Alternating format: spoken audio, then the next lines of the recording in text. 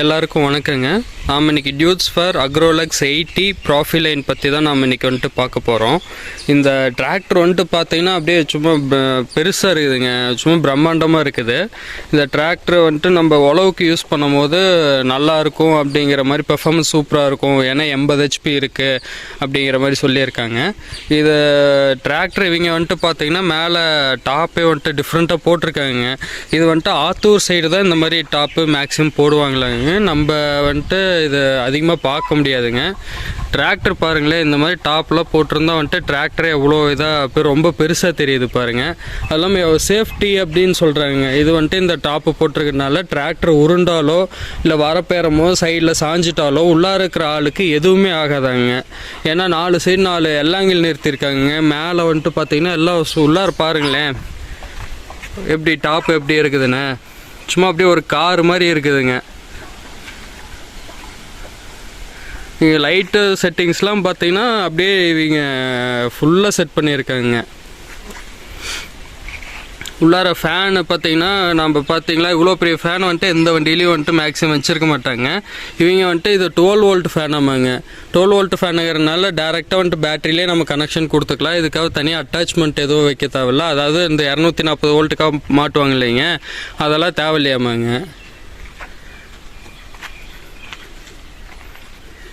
நம்ம இப்போ வண்டியை பற்றி பார்க்கலாங்க. இந்த வண்டி வந்துட்டு பார்த்தீங்கன்னா 80 HPங்க. இந்த சைடில் வந்துட்டு பவர் பிளேட்டை கொடுத்துருக்காங்க பாருங்கள். மாடல் வந்துட்டு அக்ரோலக்ஸ் 80 ப்ராஃபிலைனுங்க. டைப் வந்துட்டு 4 வீல் டிரைவுங்க இது. அப்புறம் டோட்டல் பர்மிசபிள் மாசுன்னு சொல்லிட்டு ஒரு 4000 கிலோ கொடுத்துருக்காங்க. அது எதுக்குனாங்க, இந்த வண்டியில் வந்துட்டு மேக்ஸிமம் 4 டன் வரைக்கும் லோட் பண்ணலாமாங்க. கீழே பார்த்தீங்கன்னா முன்னாடி ஆக்சில் வந்துட்டு ஒரு 1420 கிலோவும் பின்னாடி ஆக்சிலில் 2580 கிலோவும் இது பர்மிசபிள் லோடு வந்துட்டு கொடுத்துருக்காங்க. இது அப்படின்னா வந்துட்டு நம்ம முன்னாடி வந்துட்டு ஒரு 1400 கிலோ அப்ராக்சிமேட்டாக முன்னாடி வந்துட்டு வெயிட் வைக்கலாங்க. மொத்தம் வண்டி வெயிட்டோடு சேர்த்திங்க. அப்புறம் பின்னாடி வீலுக்கு வந்துட்டு ஆக்சலுக்கு வந்துட்டு ஒரு 2500 டன் வரைக்கும் 2500 கிலோங்க. 2500 கிலோ வரைக்கும் நம்ம வந்துட்டு இதுக்கு லோட் கொடுக்கலாங்க. மேலே வந்துட்டு வண்டிக்கு மேலே லோடு ஏற்றிக்கலாங்க. எதுக்காக இந்த மாதிரி பெர்மிசபிள் லோடு கொடுத்துருக்காங்கன்னாங்க, இந்த ஏரியாவில் வந்துட்டு இந்த டிராக்டர் வந்துட்டு ரிக் மவுண்டிங்காக ஒரு சிலர் யூஸ் பண்ணுவாங்க. அவங்க வந்துட்டு அந்த வெயிட்டுக்கு மேலே ஏற்றிட்டாங்கன்னா ஆக்சில் கிராக் வரதுக்கு வாய்ப்பு இருக்குதுங்க. அதனால் அவங்க வந்துட்டு மேக்ஸிமம் லோடு வந்துட்டு இப்போ கொடுத்துருக்காங்க. அது இல்லாமல் இது 50 கிலோ வாட்டு டிராக்டருங்க. அதாவது பிடிஓ வந்துட்டு 50 கிலோ வாட்டுங்க. அப்ராக்சிமேட்டாக ஒரு 67 HP பிடிஓ ஹெச்பி வந்துட்டு வருங்க. அது இல்லாமல் இந்த வண்டியில் வந்துட்டு பார்த்தீங்கன்னா பின்னாடி சென்சிங் பாருங்கள் 4 ஹோல்ஸ் கொடுத்துருக்காங்க. அது இல்லாமல் இந்த வண்டிக்கு பெரிய கலப்பை தாங்க போட்டு ஓட்டுறாங்க. பெரிய கலப்பை போட்டு ஓட்டும் போது அந்த கலப்பையை ஃப்ரண்ட்டு பேக்கு இழுக்க முடியாதுங்க. அந்த இழுக்கிறதுக்காக பார்த்தீங்கன்னா இவங்க செப்பரேட்டாக ஹைட்ராலிக் ஜாக்கி போட்டு இன்னும் கொஞ்சம் செட்டப்லாம் போட்டு மாட்டியிருக்காங்கங்க. அது இல்லாமல் இவங்க வால்வ்லேருந்து ஒரு எக்ஸ்டென்ஷன் எடுத்துகிட்டு போய் இந்த மேலே வந்துட்டு வச்சுருக்காங்க. இந்த ஜாக்கி மாட்டுறது ஹைட்ராலிக் லைன் எல்லாம் மேலே இருக்குதுங்க. பின்னாடி இதுக்குன்னு பார்த்தோம்னா லிஃப்டிங் கெப்பாசிட்டிக்காக வந்துட்டு பூஸ்டர் கொடுத்துருக்காங்க. சைடில் பார்த்தீங்கன்னாங்க இங்கே ஜாக்கி இருக்குதுங்க, பூஸ்டருங்க. இந்த டிராக்டரில் வர்றது இல்லாமல் கம்பெனிலேயே வந்துட்டு அவங்க எக்ஸ்ட்ரா ஃபிட் பண்ணி தராங்க பூஸ்டரு. கீழே பிடிஓ கொடுத்துருக்காங்க. பிடிஓக்கு சேஃப்டிக்காக மட் கப் கொடுத்துருக்காங்க. கப்பு நல்ல ஒரு சேஃப்டிங்க. இது எதனாலன்னா நம்ம ரொட்டேட் ஓட்டி முடிச்சு களை போட்டோம் இல்லைங்களா, அப்போ இந்த கப்பு போட்டுக்கிட்டோம்னா உள்ளார வந்துட்டு டஸ்ட்டு ஏறாதுங்க. பார்த்தீங்களா உள்ளார க்ளீனாக இருக்குதுங்க. உள்ளார இப்போ டஸ்ட் ஏறாதனால உங்களுக்கு சர்வீஸ் டைமு இதெல்லாம் வந்துட்டு உங்களுக்கு கொஞ்சம் நல்லா இருக்குங்க. உள்ளார எதாவது கழட்டும் போது கூட உள்ளார வந்துட்டு டஸ்ட்டு ஏறாதுங்க. சைடு அட்ஜஸ்ட்மெண்ட்டு வந்துட்டு இது ஈஸியாக ஒரு மாதிரி டிஃப்ரெண்ட்டாக கொடுத்துருக்காங்க. இது வந்துட்டு அட்ஜஸ்ட்மெண்ட்டு டிரான்ஸ்போர்ட்டுக்கு ஒரு ஹோல்ஸு ப்ளஸ் வந்துட்டு இந்த அட்ஜஸ்ட்மெண்ட்டு கலப்பை சைடில் போயிட்டு வரதுக்காக ஒரு ஹோல்ஸுங்க. இந்த மாதிரிலாம் கொடுத்துருக்காங்க.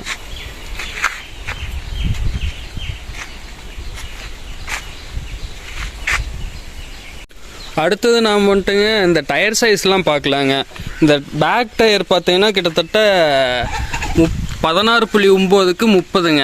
பேக் டயர் சைஸுங்க, பெரிய டயர் கொடுத்துருக்காங்க. அப்புறம் இது 4 வீல் டிரைவுங்கிறதுனால இதுக்கு வந்துட்டு 11.2க்கு 24 சைஸு கொடுத்துருக்காங்க. இது ரொம்ப பெருசுங்க. இது 4 வீல் டிரைவுக்கே வந்துட்டு 80 ஹெச்பிக்கு பெரிய டயர் கொடுத்துருக்காங்க. இது என்ன பெரிய டயரு அப்படின்னு பார்த்தோம்னா, நம்ம பெரிய டயர் போடங்க நம்ம பவர் வந்துட்டு நல்லா வந்துட்டு கிடைக்குங்க. அதுவும் இல்லாமல் பெரிய வண்டி பெருசாக இருக்குது அப்படிங்கும் போது நம்ம காடை அழுத்திட்டு போவோம் அப்படிங்கிற பயமே தேவையில்லைங்க பெரிய டயர் யூஸ் பண்ணும்போது. அது என்ன கான்செப்ட்னா, நீங்கள் ஒரு மண்ணு தரத்தில் சைக்கிளில் ஓட்டிகிட்டு போகிறீங்கன்னா சைக்கிளோட டயர் தர நல்லாவே அச்சு விழுவுங்க. அதே தரத்தில் பைக்கு ஓட்டிகிட்டு போனீங்கன்னா அந்த குழி வந்துட்டு சைக்கிள் தரையோட சின்னதாக தாங்க இருக்கும். ஆனால் சைக்கிளோட பைக் வெயிட்டுங்க. அது என்ன ரீசன் பார்த்தோம்னா, சர்ஃபேஸ் ஏரியா கான்டாக்ட் அப்படின்னு சொல்லுவாங்க. அந்த ஏரியா கான்டாக்ட் வந்துட்டு அதிகமாக அழுத்தங்கள் வந்துட்டு கம்மியாகுங்க. இவங்க வந்துட்டு ஃப்ரண்ட் ஒரு ஹைட்ராலிக் லைன் எடுத்துகிட்டு வந்திருக்காங்க இந்த டிராக்டருக்காக. முன்னாடி பார்த்தீங்கன்னா இந்த பம்பரில் ஒரு 2 ஓஸ் வருது இல்லைங்களா, இது வந்துட்டு ஃப்ரண்ட் லைனுக்காக எடுத்துகிட்டு வந்திருக்காங்க. எதுக்காக எடுத்துகிட்டு வந்திருக்காங்கன்னா, இவங்க வந்துட்டு முன்னாடி ஒரு கலப்பை மாட்டிட்டு போகலாம் அப்படிங்கிற ஒரு கான்செப்டில் வந்துட்டு எடுத்துகிட்டு வந்திருக்காங்க. அது எல்லாமே இவங்க மாட்டி சக்ஸஸ் பண்ணியிருக்காங்க. இவங்க ஒரு கலப்பை மாட்டி எடுத்துகிட்டு போகிற வீடியோ வேணும்னு உங்களுக்கு யாராவது தேவைப்பட்டுச்சு இல்லை பார்க்கணுன்னு ஆசைப்பட்டீங்கன்னா கேளுங்க, நான் அடுத்த வீடியோ வந்துட்டு அதில் அட்டாச் பண்ணுறேன். பம்பரே பாருங்கள், செம்ம ஹெவியாக போட்டிருக்காங்க. இதெல்லாம் சேனலு, ஸ்கொயர் பாக்ஸ் ராடு, அது இதுன்னு எல்லாமே வந்துட்டு ஹெவியான சேனலுங்க. மூளை பீஸ் கூட பாருங்கள் எவ்வளோ மொத்தமாக இருக்குதுன்னு. கிட்டத்தட்ட 3/4 இன்ச்சு பக்கமாக மூளை பீஸே கொடுத்துருக்காங்க. நாம் வந்துட்டு இப்போ உள்ளார் கேபின் ஸ்பேஸ் வந்துட்டு நம்ம அடுத்தது பார்க்கலாங்க. நம்ம இப்போ வந்துட்டு இந்த டிராக்டரோட கேபின்குள்ளார போகலாங்க. கேபின்குள்ளார போகும்போது கீழே வந்துட்டு லெஃப்ட் சைடில் பார்த்தீங்கன்னா கிளச் வந்துட்டு கொடுத்துருக்காங்க.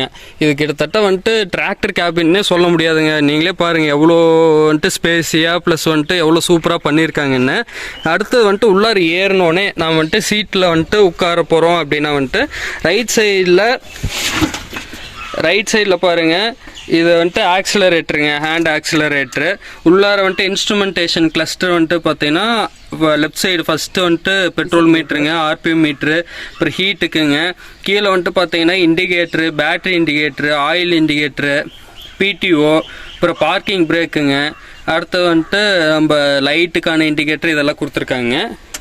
அப்படியே கீழே டேஷ்போர்டில் வரோம் அப்படின்னா ரைட் சைடில் கீழே வந்துட்டு ஹாரனுக்கான சுவிட்ச் கொடுத்துருக்காங்க. லெஃப்ட் சைடில் வந்துட்டு பார்த்தீங்கன்னா அந்த இண்டிகேட்டர் ரைட் லெஃப்ட் திரும்பத்துக்காக போடுறோம் இல்லையா, அதுக்காக இது கொடுத்துருக்காங்க. கீழே அப்படியே பார்த்தோம்னா லைட்டுக்குங்க, ப்ளஸ் சாவி போடுற ஏரியாங்க. அப்புறம் இந்த ஃப்ளூயிட் பிரேக்குக்கு இது வந்துட்டு ஹைட்ராலிக் பிரேக்குங்க. இந்த வண்டி ஃபுல்லாமே ஃப்ரண்ட்டுக்கும் பிரேக் இருக்குங்க, பேக் வீலுக்கும் பிரேக் இருக்குது செப்பரேட்டாக. அதுக்கு வந்துட்டு அந்த பிரேக் ஃப்ளூயிட் அதாவது ஆயில் ஊற்றுறதுக்காக கொடுத்துருக்காங்க. ஃப்ரண்ட் பிரேக் வேணும்னா வந்துட்டு என்கேஜ் பண்ணிக்கலாங்க, இல்லைன்னா வேண்டாம்னா டிஸ்என்கேஜ் பண்ணிடலாம். அதுக்கான சுவிட்சுங்க இது ரைட்டில் திருப்பினா வந்துட்டு பிரேக் என்கேஜ் ஆயிருங்க ஃப்ரண்ட் வீல் பிரேக்கு. இது வந்துட்டு மேலே ஸ்ட்ரைட்டாக வச்சுட்டோம் அப்படின்னா வந்துட்டு டிஸ்என்கேஜ் ஆயிருங்க. ரைட் சைடில் கீழே பார்த்தோம்னா பிரேக்குங்க, அப்புறம் வந்துட்டு சோக், ஆஃப் சோக்குங்க, ஆக்சிலரேட்டருங்க. அப்படியே கீருக்குன்னு வந்தோம்னா மேலே ஃபஸ்ட்டு வந்துட்டு 5 கீரு கொடுத்துருக்காங்க. அப்புறம் வந்துட்டு இது ஃபார்வேர்டு ரிவர்ஸுங்க, இது ஷட்டில் கியர் பாக்ஸுக்கு வண்டிங்க. ஃப்ரண்ட்டு ரிவர்ஸுங்க. பின்னாடி வந்துட்டு அதுக்கு பின்னாடி வந்துட்டு பார்த்தோம்னா நம்ம லோ மீடியம் கிரிப்பருங்க. லோவில் 5 கீரு, ஹையில் 5 கீரு, கிரிப்பரில் வந்துட்டு 5 கீருங்க. கீழே அதுக்கப்புறம் சைடில் பார்த்தோம்னா ஹைட்ராலிக் லிவர் எக்யூப்மெண்ட் எல்லாமே கொடுத்துருக்காங்க. ப்ளஸ் வந்துட்டு பின்னாடி வந்துட்டு நம்ம இந்த 4 இது வச்சுருக்கோம் இல்லைங்க, இது வந்துட்டு மொத்தமாக டிசி வந்துட்டு 2 ஹைட்ராலிக் எக்யூப்மெண்ட் வந்துட்டு மாட்டிக்கிற மாதிரிங்க. 2க்கும் தனித்தனியாங்க லிவருங்க. ஒன்று வந்துட்டு டிடன்ட் லிவருங்க, ஒன்று தூக்கி விட்டா அப்படியே நிற்கும், இறக்கி விட்டோம்னா நடுவில் வந்து இது ஆஃபுங்க, கீழே அழுத்தி விட்டால் மட்டும் ஸ்ப்ரிங் லோடருங்க. இது வந்துட்டு டபுள் சைடுமே ஸ்ப்ரிங் லோடருங்க, மேலேயும் ஸ்ப்ரிங் லோடரு, கீழேயும் வந்துட்டு ஸ்ப்ரிங் லோடருங்க.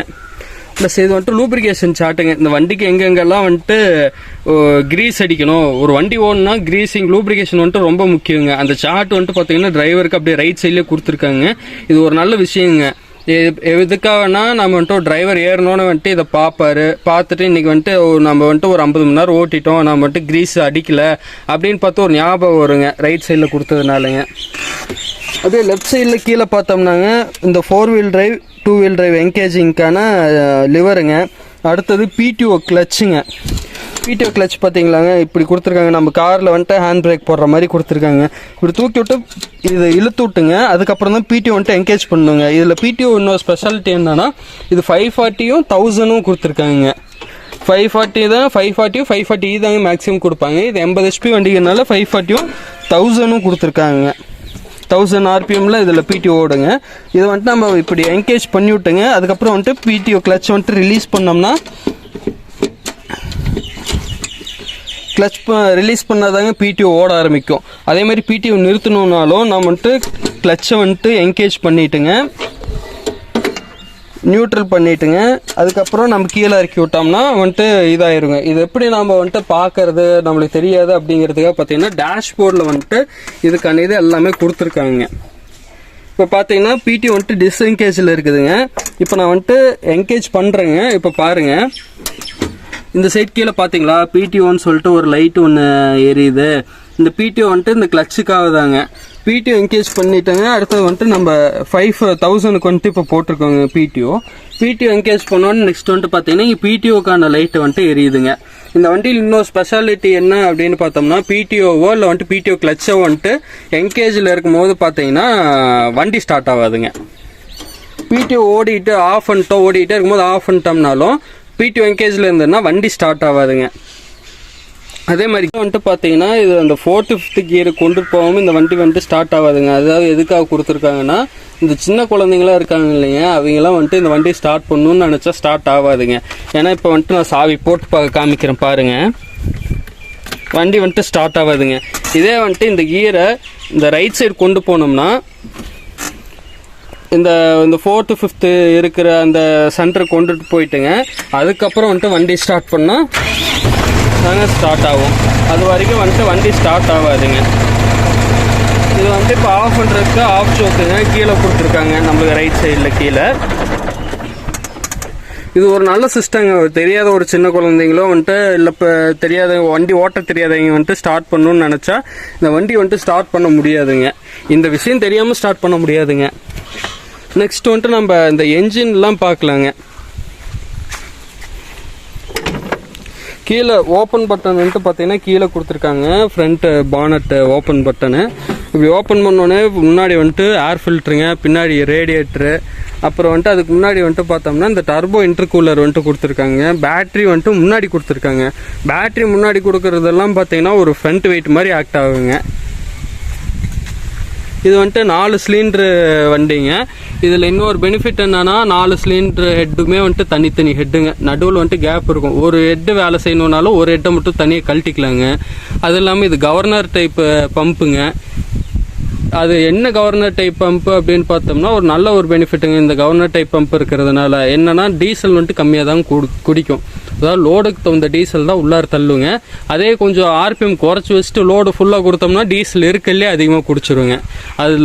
அதில் இது ஒரு மைனஸ் பாயிண்ட்டுக்கு. இன்னொரு ப்ளஸ் பாயிண்ட் என்ன, டீசல் வந்துட்டு நமக்கு கம்மியாக குடிக்கும் கரெக்டான ஆர்பிஎம் வச்சு கரெக்டான லோடு வந்துட்டு ஓட்டும் போதுங்க. இது பிரிக்கால் இது டைனமோ வந்துட்டு கொடுத்துருக்காங்க. நம்ம இந்த வீடியோவில் வந்துட்டு பார்த்தீங்கன்னா டிராக்டரை பற்றி சொல்லியிருக்கோங்க. இவங்க போட்டிருக்கக்கூடிய கேபின்னு இதெல்லாம் வந்துட்டு வேணும்னா நெக்ஸ்ட் வீடியோவில் நான் சொல்கிறேங்க. ஏன்னா வந்துட்டு டைம் வந்துட்டு அதிகமாக போயிருங்க. அதனால் நான் இந்த நெக்ஸ்ட் வீடியோவில் வந்துட்டுங்க இந்த இவங்க யூஸ் பண்ணியிருக்க கேபின்னு எலக்ட்ரிக்கல் ஒர்க்கு இதெல்லாம் எப்படி பண்ணியிருக்காங்க என்னங்கிறத வந்துட்டு நான் தெளிவாக நெக்ஸ்ட் வீடியோவில் சொல்கிறேங்க.